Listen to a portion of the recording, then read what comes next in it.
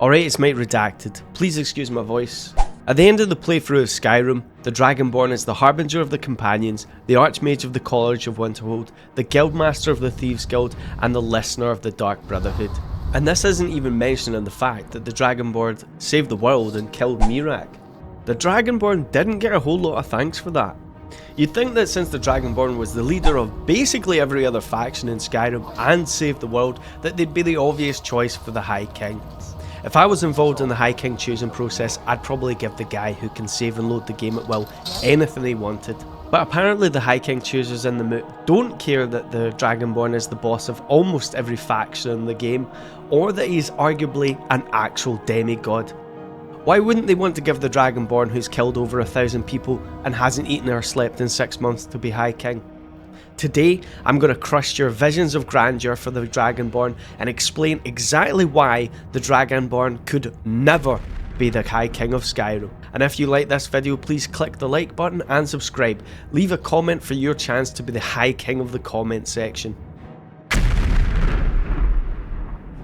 Let's first start off by talking about how the High King is actually chosen. The High King is chosen by an organisation or group called the Moot, which is the same name for the meeting of all the 9 Jarls of Skyrim. The Moot only needs to choose the High King when the previous High King, who's popped their clogs, didn't have an heir. They didn't get their leg over in time, or maybe they had some problems there. We're not going to go into it.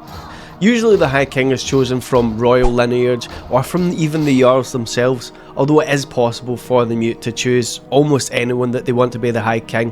They could even choose Maik, and then we'd all be able to enjoy Maik's premium skooma without fearing criminal punishment.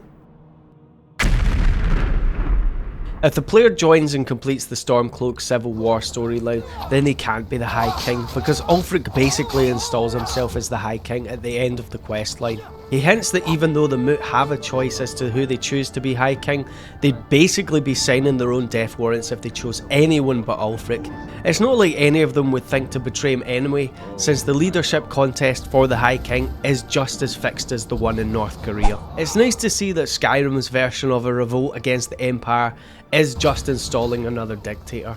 I suppose the benefit of a one-party system is that there's no time wasted debating policies, so the player would never be able to be the High King of a Stormcloak Skyrim. I'm not mad. If I was Ulfric, I'd probably do the same thing too, although if I actually was Ulfric, I'd probably stop being such a vapid prick and just own the fact that I killed the old High King using a dragon shout. Haters comment below. Yes, the Dragonborn is far too dangerous to have the job of High King. By the end of the game, it's not uncommon for the Dragonborn to have killed over 1,000 people. Did you ever see the Dragonborn suffering with PTSD after being in a constant state of battle for months? Did you ever see the Dragonborn shed a tear or show even a morsel of remorse for the literal thousands of people that they've slain? No. Ulfric was considered dangerous because he knew 2 dragon shouts. Ulfric knew Unrelenting Force and Disarm, and I'm pretty sure he may not even use Disarm in the game. It took Ulfric 10 years to learn those shouts, but the Dragonborn would be able to learn those 2 in about 5 minutes, depending on how close they stand to the Dragon Wall. And by the end of the game, the Dragonborn knows probably about 10 shouts, if not more. Why would the Moot want someone so powerful and so unfazed by killing to be the High King? The High King has power to set laws. What's to stop the Dragonborn from setting a law to legalise murder, so that the Dragonborn can go on their killing sprees without the need to worry about the guards, who at this point are just about a nuisance to the Dragonborn rather than a threat anyway? We're assuming that the Dragonborn is the head of the Dark Brotherhood and the Thieves Guild here, so they're no stranger to crime and murder. I mean, no one would bat an eye if the Dragonborn set a law so they could kick the shit out of Nazim daily, not even his wife. But I doubt that the Dragonborn would stop at that, and since the Dragonborn is so powerful, there's no one who could actually overthrow them. Any one-on-one duel would be child's play to the Dragonborn. The Moot would need to send in an entire army to overthrow the High King Dragonborn, and even then, that might not be enough. The powers that be would never install a leader that they couldn't uninstall, just like in real life. The Dragonborn likely lacks the political savviness needed in the role of High King. The Dragonborn may be able to talk the local tavern wench into bed, or even convince Feralda to let them into the College of Winterhold without having to demonstrate that you can do some shitey little spell, if the Dragonborn is seriously charismatic, that is. Honestly, this interaction to try and skip doing this little spell at the start of the Mage Guild questline is actually the hardest persuasion skill check to pull off in the entire base game.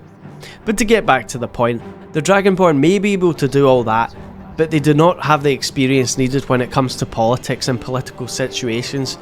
The Moot would want to install someone who won't fuck it all up. The Moot would want someone who will further their aims and keep the country balanced. The Dragonborn has exactly zero political experience, so putting them at the top job would not be a good idea.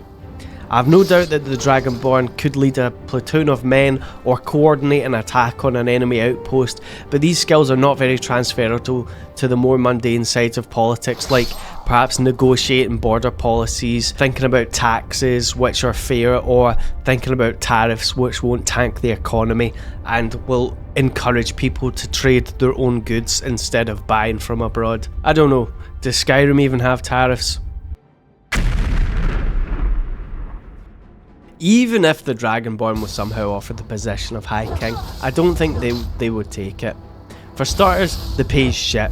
The pay would most likely be based on the taxes which were collected from the citizens, but that wouldn't be much since you'd need to allocate most of that money from the taxes for services like the upkeep of cities and to the military.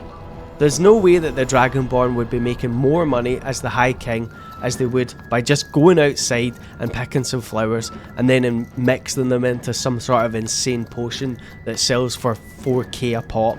If you're past level 15 and you're on low gold, it's not the game, it's you.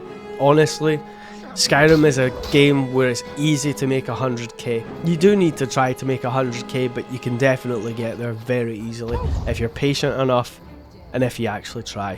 The job of High King would be incredibly boring.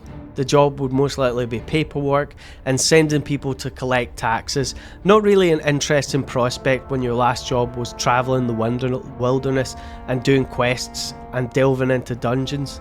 I think the Dragonborn would find this incredibly boring. After the game ends and the Dragonborn has no more quests to do, they'd probably spend some time relaxing in Lakeview Manor with their wife and adopted kids. The Dragonborn needed to adopt because of all that skooma he drank made him sterile. Should have drank Mike's skooma, which actually increases your sterility. So, those are the reasons that the Dragonborn would never be High King of Skyrim. Sorry to piss in your cereal, but consider your dreams of the Dragonborn becoming the High King thoroughly smashed.